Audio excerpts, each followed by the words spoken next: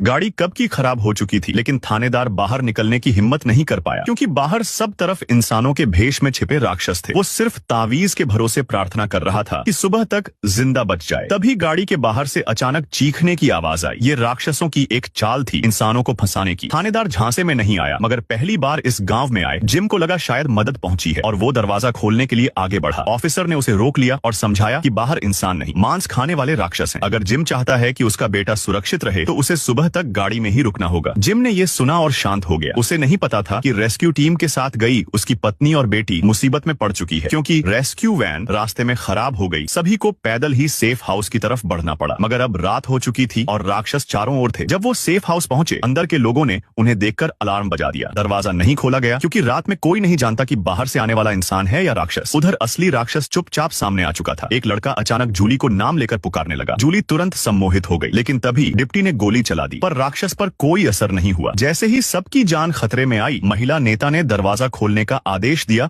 और उनकी जान बची। मगर अंदर आते ही माँ बेटी को बांध दिया गया, क्योंकि हर नए आने वाले के साथ ऐसा ही होता है, जिससे कोई राक्षस उनके बीच न घुस सके। फिर दोनों को अलग अलग करके रखा गया। महिला नेता ने समझाया कि यहाँ हर कोई किसी हादसे में फंसा है और किस्मत से वे अब तक जिंदा हैं। कई लोग रात में यहाँ पहुंचे और बिना कुछ समझे ही राक्षसों का शिकार हो गए। मगर उस औरत की चिंता खुद के लिए नहीं, बल्कि अब भी वैन में फंसे पति और बेटे के लिए थी। उधर गाड़ी के बाहर की आवाजें अब भी जारी थीं। राक्षस गाड़ी की छत तक पहुंच गए थे। अफसर ने सबको समझाया कि जब तक तावीज है वे अंदर नहीं आ सकते। डर मत फैलाओ, शांत रहो। धीरे धीरे बाहर शांति छा गई, मगर आधी रात को जिम उठकर तावीज हटाने लगा। डॉक्टर ने देखा और रोकने की कोशिश की, पर तब तक देर हो चुकी थी। लेकिन ये सब एक बुरा सपना था। रात सकुशल बीत गई और सुबह रेस्क्यू टीम आ पहुंची। सब ठीक देखकर सभी ने राहत की सांस ली। अब नए लोगों को दो विकल्प दिए गए, या तो सेफ हाउस में रहें जहां सब साथ रहते हैं, या कस्बे के मकानों में। कस्बे में रहने के लिए हर शाम तावीज चेक करना होता है और जिनके पास बच्चे हैं उन्हें खिड़कियां बंद करनी पड़ती हैं, क्योंकि राक्षस अक्सर बच्चों को बहका देते हैं। यहाँ सज्जा का भी नियम है। अगर किसी की वजह से कोई मारा गया तो उसे एक रात बिना तावीज के लोहे की कोठरी में रहना होगा, जो कि लगभग मौत का मतलब है। महिला ने पूछा, ये सजा पहले भी दी गई है क्या? पादरी ने कहा, आज पहली बार दी जाएगी। अब जिम के परिवार को रहने की जगह चुननी थी। सबको लगा चारों साथ रहेंगे, लेकिन बेटी ने अकेले सेफ हाउस चुना। शायद उसे लगा माँ बाप सिर्फ छोटे भाई से प्यार करते हैं, इसलिए उसने जिद पकड़ ली। माँ बाप ने बेटी को मनाने की कोशिश की, लेकिन अफसर ने बताया अब देर हो चुकी है, सबको अपने ठिकानों पर लौटना होगा। तसल्ली देने के लिए अफसर ने कहा कि उसका बेटा भी वहीं है और वो उसकी देखभाल करेगा। पादरी के निर्देश पर सभी चले गए और अब आई सज्जा की रात। एक आदमी जिसके वजह से उसकी पत्नी और बेटी की जान चली गई थी, उसे लोहे की कोठरी में बंद किया गया। अफसर ने 2 ताले और लगा दिए और दुआ की कि वो रात बच जाए, मगर दरवाजा बंद होते ही उसकी किस्मत भी तय हो गई। ये रात उसकी आखिरी साबित होने वाली थी।